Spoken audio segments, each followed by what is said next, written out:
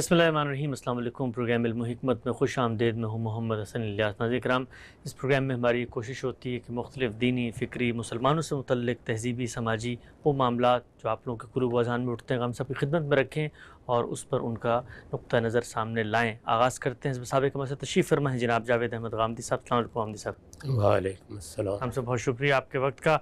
हम सब मुसलमानों की 14 साढ़े 1400 साल पर मुहित एक तारीख़ है। इस तारीख़ में तहज़ीबी सतह पर, सियासी सतह पर, समाजी सतह पर बड़े बड़े चैलेंजेस मुसलमानों को दरपेश रहे।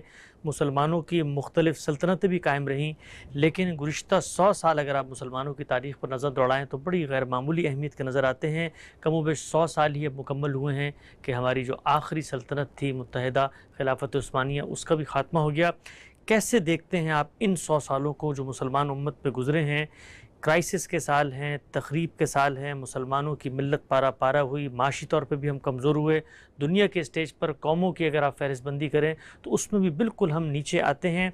क्या गलती हुई? क्या आपको लगता है कुछ तकवीनी मामलात थे जिसकी वजह से हमारी बारी ख़त्म हो गई? कुछ हमारे इक़दामात थे? 100 साल जो गुज़िश्ता गुज़रे हैं मुसलमान उम्मत पे, उस पर आपकी क्या राय है? इस सारे मामले को अगर आप देखें तो मेरे नज़दीक इसमें 3 चीज़ें हैं जिन पर हमेशा तदब्बुर करते रहना चाहिए। एक ये कि अल्लाह ताला ने जब किसी कौम को अरूज दिया है तो तज्ज़िया करके देखा जाए कि वो क्या चीज़ें हैं जो उसके अरूज का बायस बन रही हैं। इसमें तो कोई शुबा नहीं है कि दुनिया में कोई कौम कब स्टेज पर नमूदार हो जाएगी, इसका फ़ैसला वो परवरदिगार करता है। लेकिन जब कोई कौम इस तरह गलबा हासिल कर लेती है या दुनिया में अपनी एक जगह बना लेती है, अगर तहज़ीबी सतह पर उसका मुताला किया जाए तो 2 लफ्ज़ों में कहा जा सकता है कि वो इल्म व अखलाक में बरतर हो गई है। इल्म ज़ाहिर है वो इल्म है जिसका ताल्लुक़ इस दुनिया को चलाने से है, यानी दुनिया में आपको एक कायनात दी गई है, उस कायनात में एक आपकी ज़मीन है। इस ज़मीन में अल्लाह ने बहुत से ख़ज़ाने रख दिए हैं, इसी पर आपकी मईशत माशरत का इन्हिसार है। इन ख़ज़ानों से आपने कितना ताल्लुक़ पैदा किया है, इल्म को इस्तेमाल करके अपने लिए क्या सहूलतें पैदा कर ली हैं, जो मसाइल इज्तिमाई ज़िंदगी में पेश आते हैं उनका क्या हल निकाल लिया है। इसमें जो इल्म जितना ज़्यादा पुख्ता होगा, जितना ज़्यादा तरक्की याफ्ता होगा, जितना ज़्यादा मसाइल को हल करने में कामयाब होगा, उतना ज़्यादा वो आपके उरूज में किरदार अदा करेगा। इस वक्त जो मगरबी तहज़ीब हमारे सामने है, अगर आप गौर करके देखें तो इस तहज़ीब के बुनियादी अनासिर बड़े फ़लसफ़ियों ने फराहम किए हैं। इस वक्त हम बाज़ अक़दार देखते हैं जो सियासत में इख्तियार कर ली गई हैं, बाज़ नुक्ता है नज़र देखते हैं जो मईशत में इस्तेहकाम का बायस बने हैं। ये सब इंसानी जहन की कार फरमाई है, यानी इंसान ये चाहता है कि वो चीज़ों का तज्ज़िया करे, उसकी तहलील करे, और अल्लाह ताला ने इस मकसद के लिए इंसान को बड़ी गैर मामूली सलाहियतों से नवाजा है। तो पहली चीज़ तो यही है।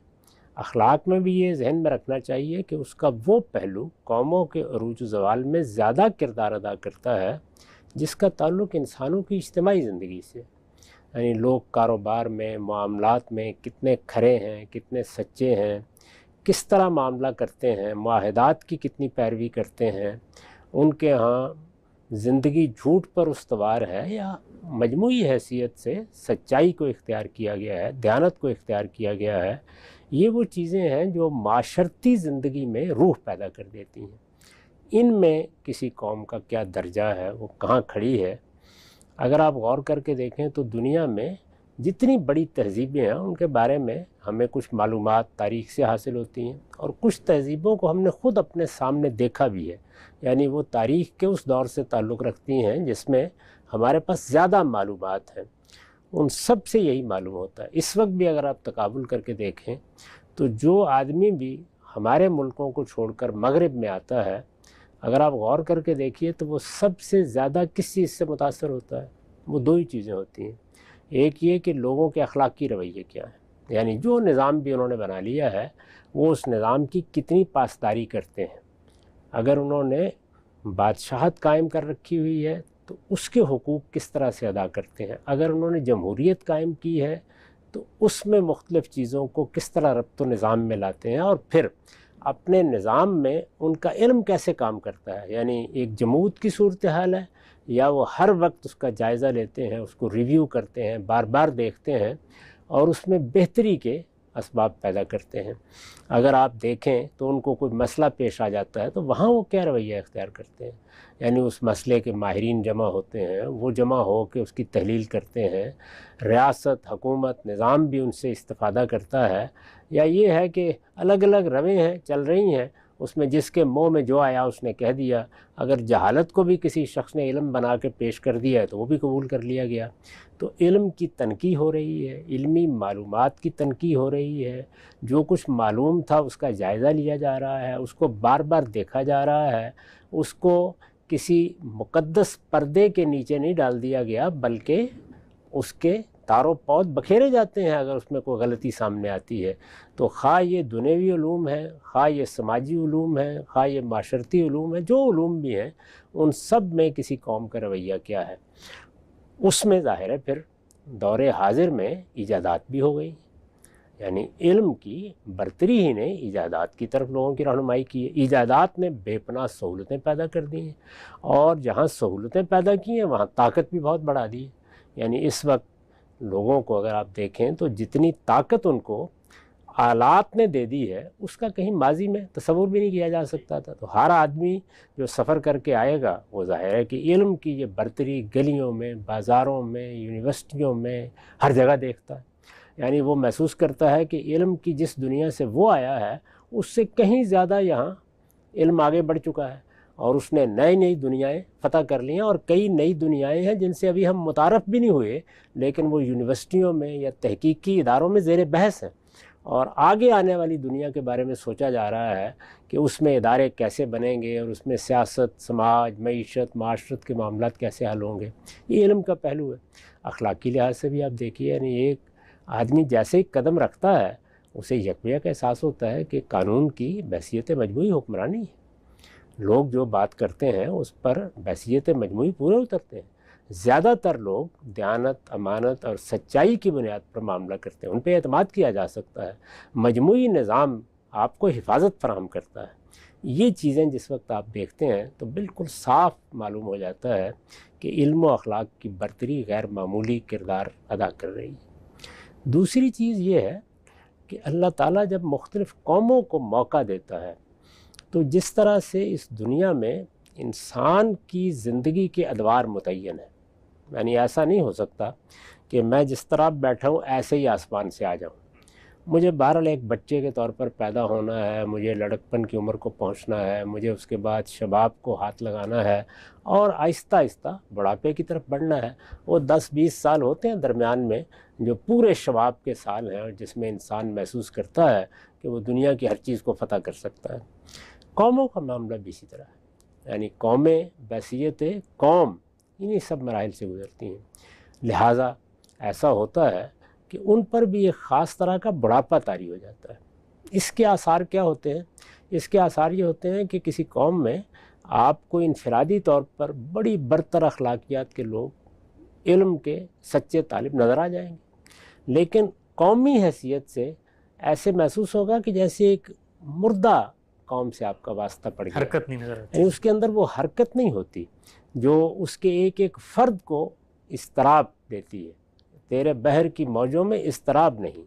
تو یہ صورتحال پیدا ہو جاتی ہے. اس کا مطلب یہ ہے کہ زمین پر جو موقع کسی قوم کو دیا گیا تھا 100 سال, 200 سال, 1000 سال, وہ موقع اس کو ملا, اس میں وہ شباب پر بھی پہنچی, پھر آہستہ آہستہ وہ بڑھاپے کی طرف بڑھی, اور اب اس کے قوا میں اضمحلال ہے.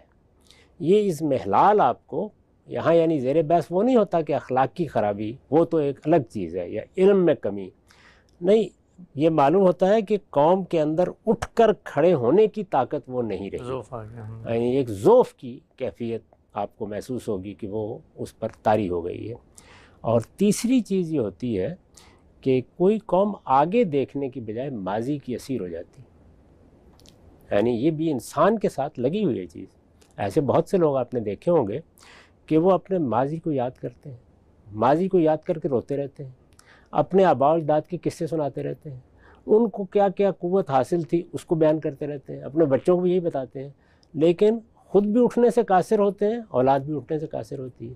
تو کسی قوم پر بھی بعض اوقات یہ چیز طاری ہو جاتی ہے کہ وہ آگے دیکھنے کی بجائے پیچھے دیکھتی رہتی ہے۔ ماضی اپنا ایک حسن رکھتا ہے، ماضی اپنی ایک تاریخ رکھتا ہے، اور وہی بات صحیح ہے جو ہمارے شاعر نے کہی ہے کہ صنوبر باغ میں آزاد بھی ہے، پابگل بھی ہے۔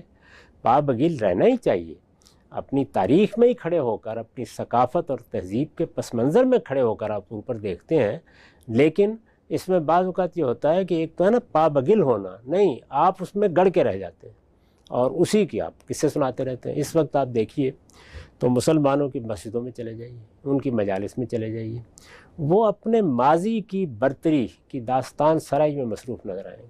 ان کے خطیب بھی یہی کر رہے ہوتے ہیں، باقی بھی۔ اس وقت صورتحال کیا ہے، اس کے لازمی نتیجے کے اوپر بے لاگ تجزیہ ہونا بند ہو جاتا ہے، یعنی اپنی کسی غلطی کو سمجھنا، اپنی کوتاہی کو سمجھنا یہ ناممکن ہو جاتا ہے۔ جب یہ ناممکن ہو جاتا ہے تو اب ظاہر ہے کہ انسان تو انسان ہے۔ جب وہ ماضی کا اسیر ہو گیا اور وہ محسوس کرتا ہے کہ ہم تو یہ تھے اور ہم تو فلاں تھے اور ہماری عمارتیں یہ تھیں اور ہمارے ادارے یہ تھے اور ہمارا علم یہ تھا، اب نہیں ہے، اب نہیں ہے، تو اس میں ہمارا کیا قصور ہے؟ یہ کسی کی سازش ہی کا نتیجہ ہے۔ یہی کہتے ہیں۔ نتیجہ کیا نکلتا ہے؟ نتیجہ یہ ہے کہ وہ اپنا سارا معاملہ دوسروں پر ڈال دیتا ہے۔ ایسے ہی ہوتا ہے۔ سوال یہ ہے کہ دوسروں کی سازش آپ کے خلاف کامیاب کیوں ہوئی، اگر فی الواقع مان لیجئے کہ ہوئی بھی ہے؟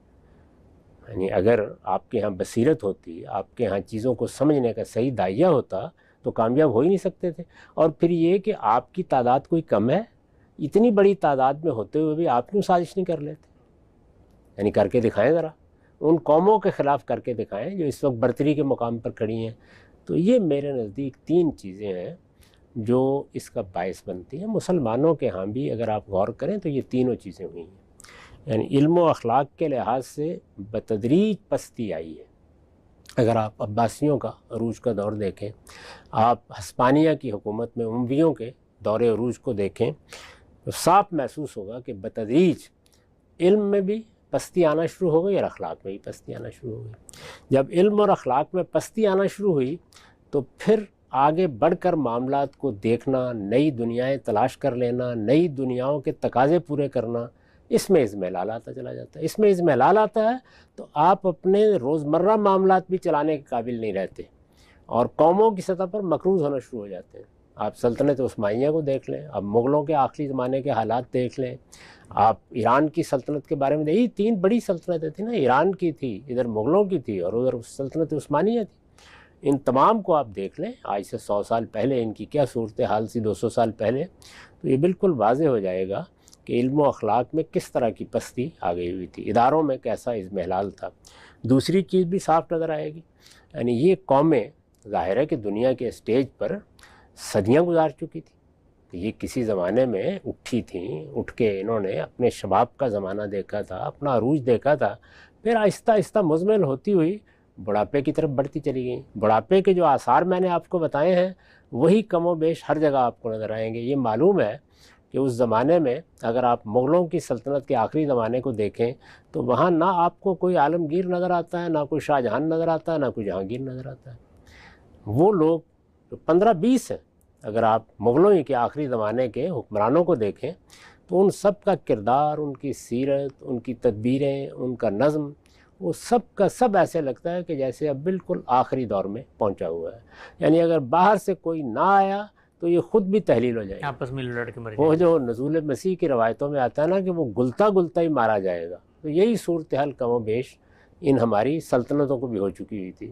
سلطنت عثمانیہ جس میں ہم بہت جذباتی تھے، اس کے آخری زمانے کے حالات پڑھیں آپ، آخری کم و بیش 100 سال کے، تو یہ بالکل واضح ہو جاتا ہے کہ سلطنت اب اس جگہ ہے ہی نہیں۔ یورپ کا مرد یعنی بیمار، وہ ایک ایسے دور سے گزر رہی ہے کہ مرد بیمار بھی، اور معلوم ہوتا ہے کہ شاید سرطان کا مرض لائق ہے۔ یعنی اس طرح کی صورتحال آپ کو نظر آئے گی۔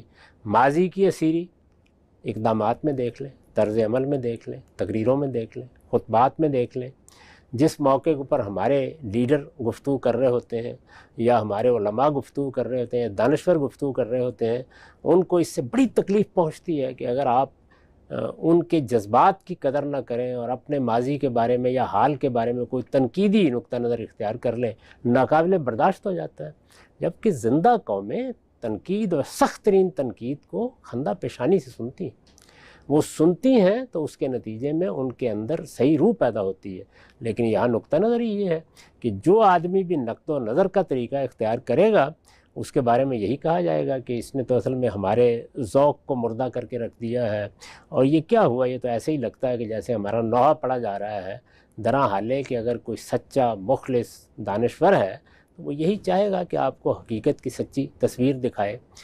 دیکھیں گے آپ کی یہ تینوں چیزیں جن کی طرف میں نے اشارہ کیا، وہ سب کی سب اس وقت ہمارے ہاں ہر جگہ آپ کو ملتی ہیں. البتہ اس میں کوئی شک نہیں ہے کہ بعض قوموں میں، یعنی ہماری ظاہر ہے کہ مسلمان قوم کا ہم ذکر کر رہے ہیں، تو اس میں پھر بہت سی اقوام ہیں. مشرق بعید کی قومیں ہیں، مشرق وسطیٰ کی قومیں ہیں، اسی طرح بر صغیر کی قومیں ہیں. تو بعض قوموں میں یہ شعور یا احساس پیدا ہوا ہے کہ انہیں اپنے اس اضمحلال کو دور کرنا ہے. تو ان کے ہاں آپ ادارے بھی بنتے دیکھ رہے ہیں، ان کے ہاں آپ بہتر نظام حکومت بھی دیکھ رہے ہیں، اور ان کے ہاں آپ یہ بھی دیکھ رہے ہیں کہ اب ان کا انفراسٹرکچر اور ان کے شہر وہ مغربی ملکوں ہی کی طرح نظر آنا شروع ہو گئے ہیں. تو یہ چیز ہے. اس کا مطلب یہ ہے کہ اگر اللہ تعالیٰ کی توفیق شامل حال رہے تو اٹھنے میں کوئی دقت نہیں، لیکن اٹھنے کا یہ عمل قومی سطح پر، یعنی قوم سے میری مراد مختلف اقوام کی سطح پر، وہ تو ابھی مستقبل بعید میں بھی آپ کو اس طرح نظر آتا ہے کہ ہو جائے گا. لیکن یہ کہ مسلمان کی حیثیت سے اور اپنی اس قومی شناخت کے ساتھ اوپر اٹھ کھڑے ہوں، اس میں شاید اگر اللہ تعالیٰ کرم فرمائے تو بہت انتظار کی ضرورت ہے. اچھا، بڑی بے لاگ اور بڑی بصیرت انگیز آپ نے تبصرہ فرمایا ہے کہ کیا وجوہات ہوئی ہیں جو امت کا زوال ہوا ہے، مسلمانوں کا انحطاط ہمیں نظر آتا ہے. اچھا، ہم سب یہ تو سمجھ میں آیا جو تینوں پہلو آپ نے بیان کیے، لیکن عالم میں اسباب کی اگر نگاہ سے دیکھیں تو ایک فیصلہ ہے آج سے کوئی کم و بیش کوئی 100 سال پہلے سلطنت عثمانیہ کا، جو دنیا کے اندر عالمی جنگ ہو رہی ہے اس میں وہ ایک کیمپ میں چلے گئے ہیں. بفرض محال اگر ہم یہ مان لیتے ہیں کہ وہ اس کیمپ میں جاتے جن کو فتح ہو جاتی، تب بھی آپ کو لگتا ہے کہ یہ تینوں اسباب موجود تھے اور اس کے بعد باہر کا زوال ہونا ہی تھا؟ لیکن زوال تو ہو چکا تھا. ہونا کیا تھا؟ زوال ہو چکا تھا. اگر وہ جن لوگوں نے فتح پائی ان کے ساتھ بھی جاتے تو تب بھی اٹھنے کے لیے ان کے سہارے کے محتاج ہوتے، ان کی مدد کے محتاج ہوتے. اس کے بغیر نہیں ہو سکتا تھا. تاہم جس نوعیت کی شکست ہوئی اور اس کے بعد جس طرح پھر حصے بکھرے ہو گئے، اور جیسے خود سلطنت کے اندر سے بغاوتیں ہو گئیں، اور پھر مختلف قوموں نے اٹھ کر خود قوم پرستی کی بنیاد پر اپنے آپ کو الگ ملکوں کی صورت میں منظم کرنا شروع کر دیا، یہ چیز شاید اتنی جلدی نہ ہوتی. اور جس طرح خود برطانوی سلطنت اب سمٹ گئی، آپ یہ دیکھیں نا کہ برطانوی سلطنت فاتح ہونے کے باوجود بھی سمٹ گئی، کیونکہ اللہ تعالیٰ کے قانون کے مطابق کسی کو ابدیت حاصل نہیں ہے. جو اضمحلال پیدا ہوا تھا وہ اضمحلال اس سلطنت کے بھی خاتمے کا باعث بن گیا. لیکن دنیا میں ایک باوقار جگہ پر وہ جی رہے تھے، جی رہے ہیں، اور ابھی بھی ان کی ایک عالمی سطح پر حیثیت ہے. تو اس طرح کی چیز شاید ہمارے لیے بھی باقی رہتی. ٹھیک، نقطہ واضح ہوا ہم سب. اچھا، ہم سب دو ممالک ایسے ہیں اس وقت جو مسلمانوں کی اکثریت پر مشتمل ہیں، اور ہم یہ دیکھتے ہیں کہ دنیا میں جو ترقی کے پیمانے معیارات ہوتے ہیں ان پر بھی پورا اترتے ہوئے ہمیں نظر آتے ہیں. حال ہی میں جارج ٹاؤن یونیورسٹی نے ایک تحقیق شائع کی اور یہ بتایا کہ عالم اسلام کے 50 سے زائد ممالک کے اندر جو ایجادات ہوتی ہیں ان میں سے 90% سے زیادہ ایجادات صرف ملیشیا میں ہوتی ہیں. جو دو ملک ہمیں ترکی اور ملیشیا نظر آتے ہیں اس وقت دنیا کی قوموں کے ساتھ کمپیٹ کرتے ہوئے، عنقریب وہ 20 بڑی معیشتوں میں بھی شمار ہونے جا رہے ہیں. وہاں پر آپ جب خود گئے بھی ہیں، رہے ہیں ہم لوگ ملیشیا میں 8-10 سال، آپ نے جائزہ لے کے دیکھا کہ باقی عالم اسلام کس رخ پہ جا رہا ہے اور یہ کس رخ پہ گئے کہ ان کو یہ ترقی کامیابی ملی؟ ان دونوں قوموں کے ہاں اگر آپ غور کر کے دیکھیں تو ایک غیر معمولی فرق واقع ہوا، اور وہ یہ کہ مشرق وسطیٰ کے عرب ممالک کی طرح یہ بادشاہت کے تحت نہیں رہے. یعنی ان کے ہاں اگرچہ ملیشیا میں ایک طرح کی بادشاہت ہے، لیکن وہ آئینی بادشاہت ہے. وہ اسی طرح ہے جس طرح کی بادشاہت آپ کو یورپ کے 12-13 ملکوں میں نظر آ رہی ہے، برطانیہ میں بھی ہے. جمہوریت وہاں قائم کر دی گئی، اور پھر جمہوری حکومت کو استحکام بھی حاصل ہو گیا. اسٹیبلٹی، ہاں. یعنی یہ نہیں ہوا کہ फ़ौج بار بار مداخلت کر رہی ہے. اگر ملیشیا میں ہم نے 10 سال گزارے ہیں اور اس کی سیاست، معیشت، معاشرت، اس کی تاریخ کو بہت قریب سے دیکھا ہے، تو وہاں اس طرح کا کوئی خلفشار نہیں ہوا. یہ آخری زمانے میں آ کر کئی برسوں کے بعد اس پارٹی سے حکومت دوسری پارٹیوں کو منتقل ہوئی جو حکومت کر رہی تھی. اس میں عدم استحکام کا بھی ایک زمانہ گزرا ہے، یعنی کم و بیش، لیکن وہ سیاسی عدم استحکام کسی دوسرے کی مداخلت کے ساتھ نہیں تھا. جس طرح کہ ایک قوم اپنے معاملات کو خود دیکھتی ہے، اس کے بادشاہی نظام نے بھی بڑی حد تک اس کو سہارا دیا ہے. خود وہ لوگ جو حکمرانی کر رہے ہیں ان میں بھی لیڈرشپ کے اخلاق کردار بہت بہتر ہے. قوم کو بھی ہم نے دیکھا کہ اس میں بعض بڑی اعلیٰ صفات ہیں، یعنی اپنی برتری کے زوم میں نہیں ہے، بڑی حد تک متواضع رویے ہیں. یہ احساس ہے کہ ہمیں ترقی کرنی ہے اور علم کی طرف آگے بڑھنا ہے. تو یہ چیزیں تھیں جنہوں نے ان کو اپنے پاؤں پر کھڑے ہونے میں مدد دی ہے. اس کا یہ مطلب نہیں کہ وہ عالمی طاقت بن گئے ہیں یا بننے جا رہے ہیں. تاہم اگر مسلمان قوموں میں یا مسلمان ملکوں میں تقابل کر کے دیکھیں تو بہت بہتر آپ کو، یعنی ان کا ملک آپ کو بنا ہوا نظر آتا ہے. ان کے ہاں ادارے موجود ہیں، ان کے ہاں آپ کو وہ انفراسٹرکچر نظر آتا ہے جو اچھے ترقی یافتہ ملکوں میں ہونا چاہیے. اس ماڈل پر کام ہو رہا ہے جو عام طور پر ترقی یافتہ ملکوں نے اختیار کیا ہے. اور پھر قومی زندگی کے یہ خصائص بھی ہیں جن کو ہم دیکھتے رہے ہیں. تو سیاسی استحکام نے بڑی حد تک نتیجہ خیز کر دیا. ترکی میں بھی اگر آپ غور کر کے دیکھیں تو اگرچہ فوج کا بڑا عمل دخل رہا، لیکن اس سب کے باوجود بہرحال سیاسی عمل جاری رہا کسی نہ کسی طریقے سے. اس نے بہتری پیدا کی، اور بہتری بھی اصل میں ترقی کی طرف اس وقت بڑھی ہے جب سیاسی عمل فوج کو شکست دے کر نتیجہ خیز ہو گیا اور ایک ایسی لیڈرشپ سامنے آ گئی جس میں ہزار نقائص اور خامیاں ہوں گی کہ اس نے کم و بیش، اب میرا خیال ہے 16 سال سے زیادہ عرصہ ہو رہا ہے، ایک مستحکم حکومت دے دی ملک کو. یہ جو سیاسی استحکام ہے یہ بڑی غیر معمولی چیز ہے. قوموں میں بڑی قوت، بڑی زندگی ہوتی ہے اگر ان کو سیاسی استحکام میسر آ جائے. تو آپ یہ دیکھیے کہ چونکہ یہ دونوں قومیں اپنے ہاں ایک آزادی کا تاثر رکھتی ہیں، یعنی ملیشیا میں بھی اگرچہ اس طرح کی جمہوریت اور آزادی نہیں ہے جیسی مغربی ملکوں میں حاصل ہوتی ہے، لیکن بہرحال مشرق وسطیٰ کے ممالک کے مقابلے میں بہت آزادی، جمہوریت بھی ہے، کوئی اخبار بھی نکل آتا ہے، کوئی تنقید بھی ہو جاتی ہے، لیڈر ایک دوسرے پہ تنقید بھی کر لیتے ہیں. انہوں نے ووٹ کی طاقت سے پرانی حکومت کا تختہ بھی الٹ دیا ہے اور اس وقت اپوزیشن حکومت کر رہی ہے، یعنی جو پہلے اپوزیشن تھی وہی اس وقت حکومت کر رہی ہے. یہی صورتحال کم و بیش ترکی میں بھی ہے، یعنی وہاں پر بھی یہ نہیں ہے کہ کوئی استبداد اس طرح کا قائم ہو. جمہوریت وہ نہیں ہے جس جمہوریت کا ہم مغربی ملکوں میں مشاہدہ کرتے ہیں، لیکن نسبتاً بہت بہتر صورتحال ہے. اس کے بعد جو ممالک ہیں وہ اگر آپ دیکھیں تو وہ تمام تر شہنشاہیت، عمارت یا استبدادی نظم کے تحت ہیں. وہاں اللہ نے دولت تو بہت دے دی اور اس کے نتیجے میں آپ چاہیں تو آپ یورپ اور امریکہ سے بھی اچھے شہر بنا کے دکھا دیں، وہ انہوں نے دکھا بھی دیے. اس وقت آپ دیکھ سکتے ہیں کیا صورت ہے اس کی. آپ پوری امارات کو دیکھ لیں، اور اب سعودی عرب بھی اس راہ پر چل رہا ہے، قطر ہمارے سامنے کہاں سے کہاں پہنچا ہے، عمان کو دیکھ لیں، بحرین کو دیکھ لیں. یہ جتنے بھی، کویت اس سے پہلے ہی بڑی حد تک ترقی یافتہ بن گیا تھا اس پہلو سے، لیکن علم ترقی نہیں پا سکا، علم کی وہ حکومت قائم نہیں ہو سکی. اس کی وجہ کیا ہے؟ استبداد. یعنی استبدادی نظام میں جب آپ لوگوں کی رائے کو ایک دائرے سے باہر قبول نہیں کرتے یا ان کو آزادی کے ساتھ بات کرنے کا موقع نہیں دیتے تو اس کا نتیجہ یہ نکلتا ہے کہ آپ کے ہاں علم اس طرح ترقی نہیں کر پاتا. اور جب علم ترقی نہیں کر پاتا تو تنقیدی روش بھی پیدا نہیں ہوتی. تنقیدی روش نہیں پیدا ہوتی تو آپ اپنے ماضی حال پر نظر ڈالنے کے لیے بھی تیار نہیں ہوتے. ورنہ یہ حقیقت ہے کہ اللہ تعالیٰ نے جتنی دولت دے دی تھی ان ممالک کو اور جو اسباب پیدا کر دیے تھے اور جس طرح وہ دنیا کے وسط میں موجود ہے اور دنیا میں بڑی حد تک ایک کنٹرول ان کو حاصل ہو سکتا تھا، وہ ہو جاتا. علم کے معاملے میں بھی ہو جاتا اگر یونیورسٹیاں بنائی گئی تھیں، اور بڑی اچھی یونیورسٹیاں بعد بنائی گئیں، ان میں علم کی فضا بھی پیدا کر دی جاتی. اسی طرح میڈیا کو وہ آزادی مل جاتی جو مغربی ملکوں میں حاصل ہے، اور جو ان کا سیاسی نظام ہے اس کو وہ تدریج کے ساتھ برطانیہ اور یورپی ممالک کے طریقے پر آئینی بادشاہت یا آئینی عمارت کی طرف بڑھا دیتے.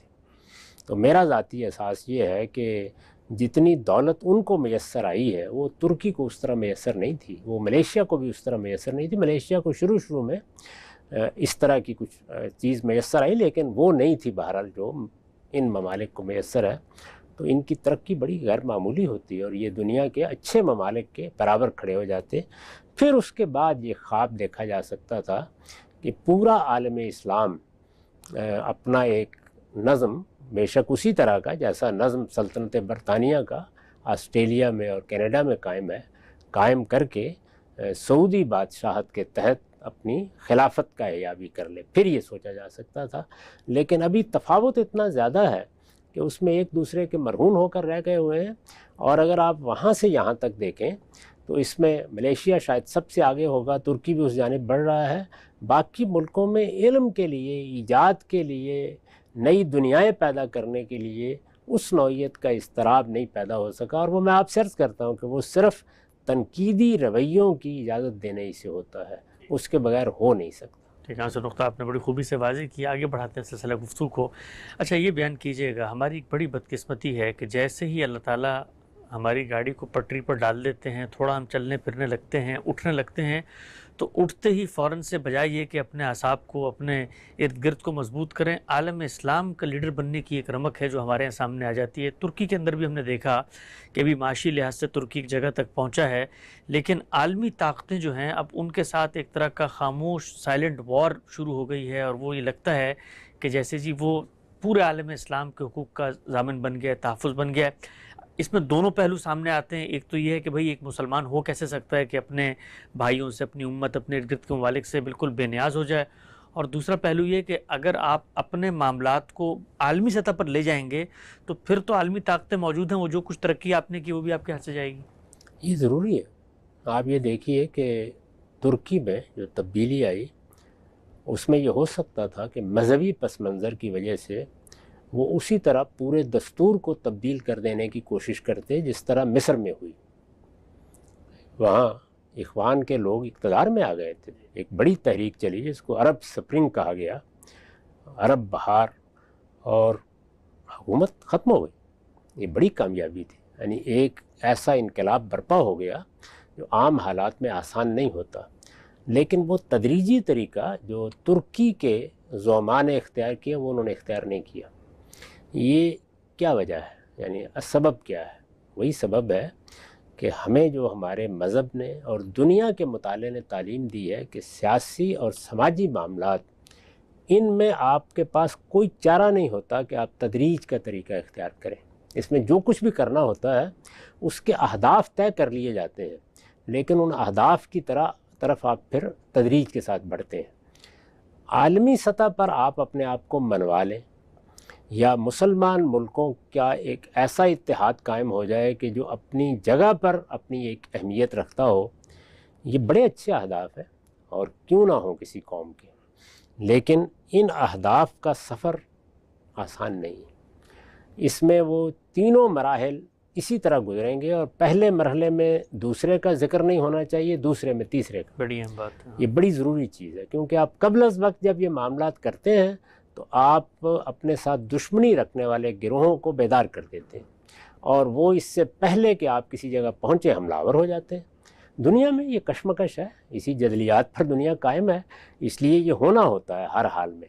یہ خیال نہیں کرنا چاہیے، یہ تو خاندانوں میں نہیں روکا جا سکتا، یہ تو چھوٹے چھوٹے اداروں میں نہیں روکا جا سکتا۔ یعنی لوگ حسد کی وجہ سے ایک دوسرے کو نقصان پہنچا رہے ہوتے ہیں۔ قوموں کی زندگی تو معاملے کی نوعیت ہی بالکل الگ رکھتی ہے، اس سے کوئی دوسری قوم اوپر اٹھ رہی ہو تو بہت سی قوموں کے لیے الارم ہوتا ہے کہ یہ کیا چیز ہے۔ تو اس میں پہلا مرحلہ کیا ہے کہ جو قومی ریاستیں اس وقت بن گئی ہیں ان کو ہم صحیح اصولوں پر منظم کریں۔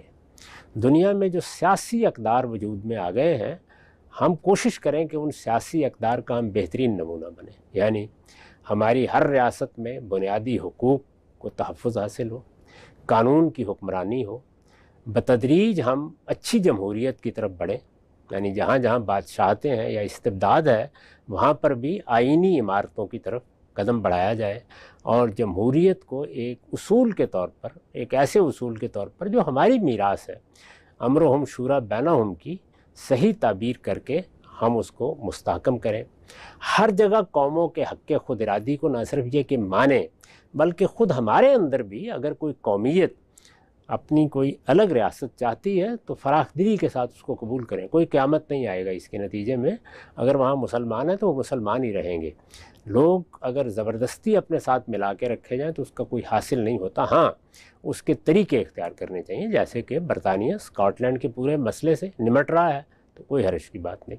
یہ چاروں جن کا میں نے ذکر کیا یہ بنیادی سیاسی اقدار ہیں، اور میرے نزدیک یہ ایک لحاظ سے گویا قوم کس جگہ پر کھڑی ہے اس کو ماپنے کا معیار بن گئے ہیں.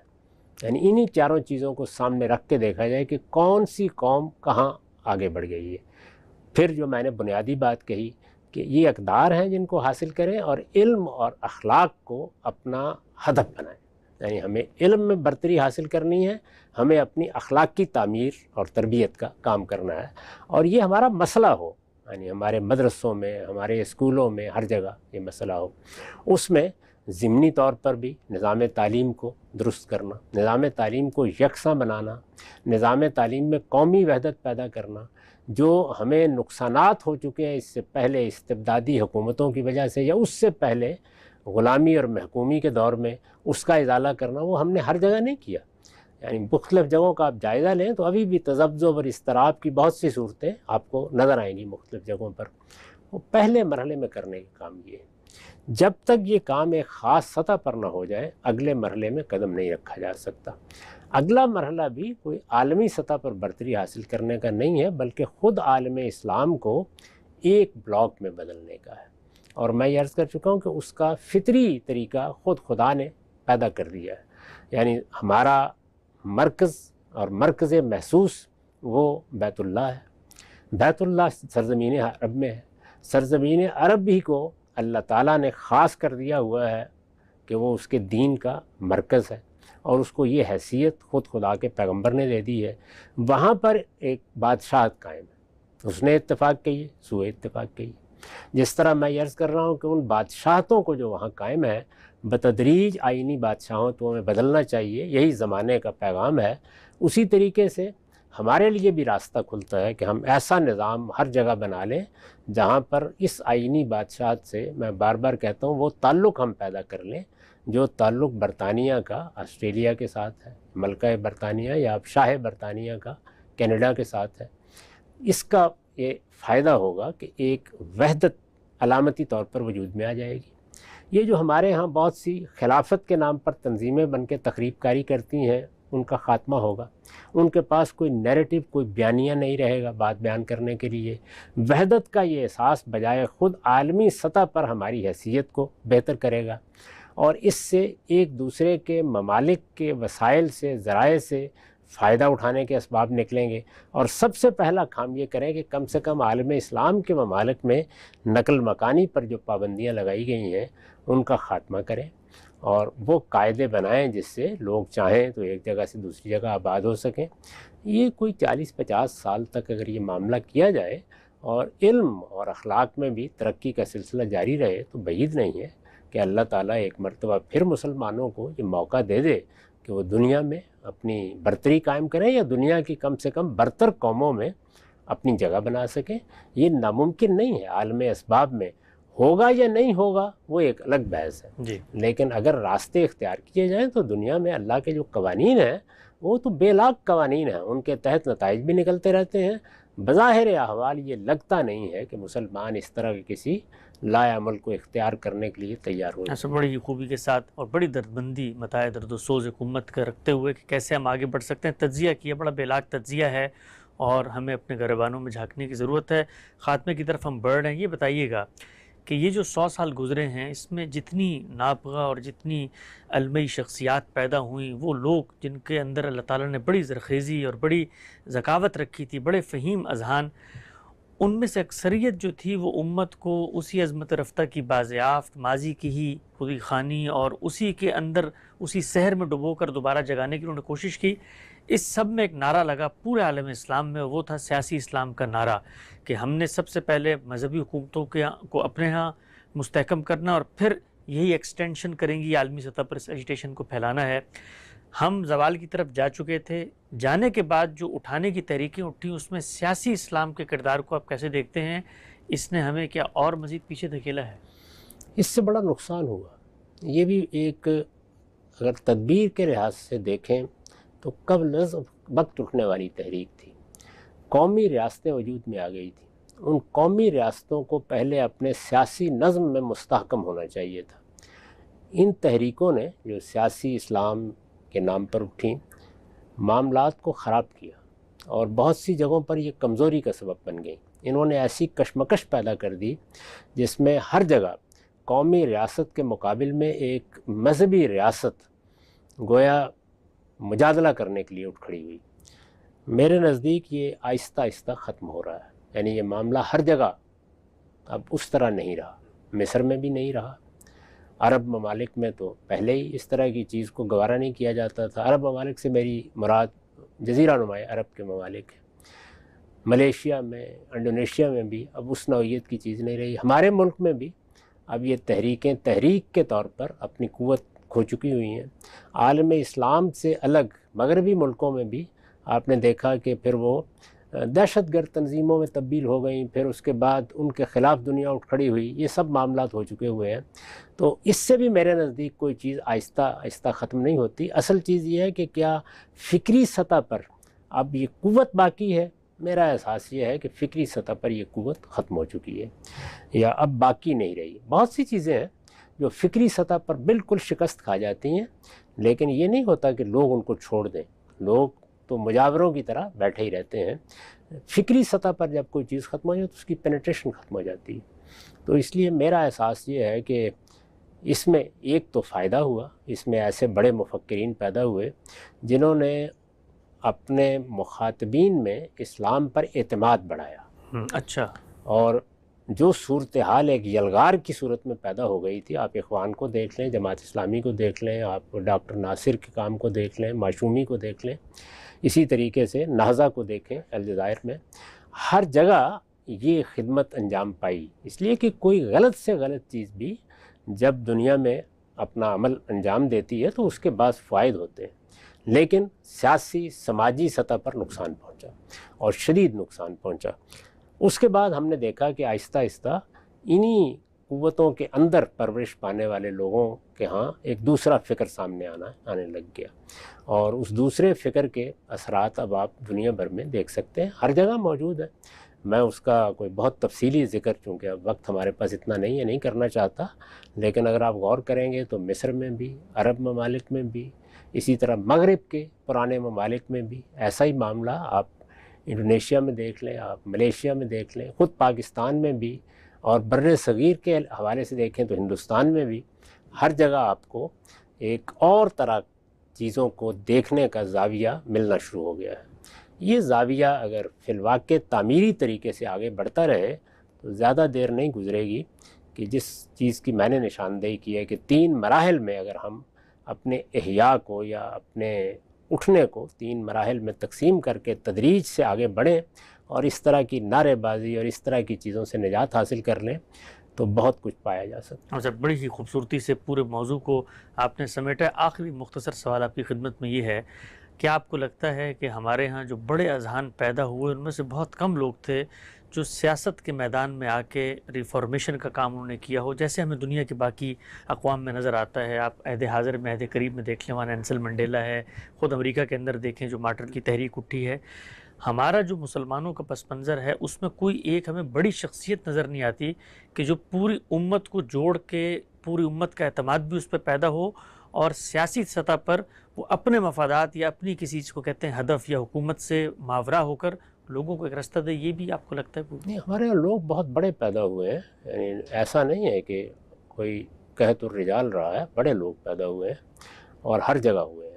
اصلی مسئلہ یہ ہے کہ سیاسی اقدار کے معاملے میں، سیاسی نظریات کے معاملے میں اور اپنے قومی وجود کے معاملے میں ہمارے یہاں فکری یکسوئی نہیں ہے. اچھا. تو فکری یکسوئی مغرب میں آج سے 2 صدی پہلے پیدا ہو گئی تھی، اس لیے وہاں اب اس نوعیت کے خلفشار کا کوئی سوال نہیں ہے.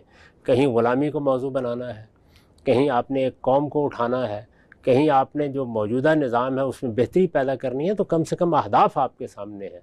ہمارا حال ابھی یہ ہے کہ ہم ایک اضطراب کی کیفیت میں گزرے ہیں، تو اس وجہ سے بڑا آدمی بھی یہاں پیدا ہو کر اس طرح سے منصہ عالم پر ظہور نہیں کر سکتا۔ تو یہ ہوتا ہے، ایسا نہیں ہوتا کہ بڑے لوگ پیدا ہو جائیں تو لازماً نتائج بھی بڑے ہو جائیں گے، نہیں، اس کے لیے کینوس بھی بڑا ہونا چاہیے، قوم کو بھی یکسوئی کے مقام پر کھڑا ہونا چاہیے، ان کے لیے مواقع بھی اس طرح کے پیدا ہونے چاہیے۔ وہ اگر نہ ہوں تو بہت بڑے بڑے لوگ پیدا ہو کر بھی بس ماضی کا قصہ بن جاتا ہے۔ ہم سب اسباب زوال امت مسلمانوں کے انحطاط کی وجوہات اور وہ کیا عوامل ہیں کہ جن کی وجہ سے آج ہم اس مقام پر پہنچے اور دوبارہ کیسے اٹھ سکتے ہیں، بڑی تفصیل سے غامدی صاحب سے بڑا فکر انگیز پہلو انہوں نے اجاگر کیا ہے۔ وقت یہاں پہ ختم ہوتا ہے، دوبارہ حاضر خدمت ہوں گے، اب تک آپ کا بہت شکریہ۔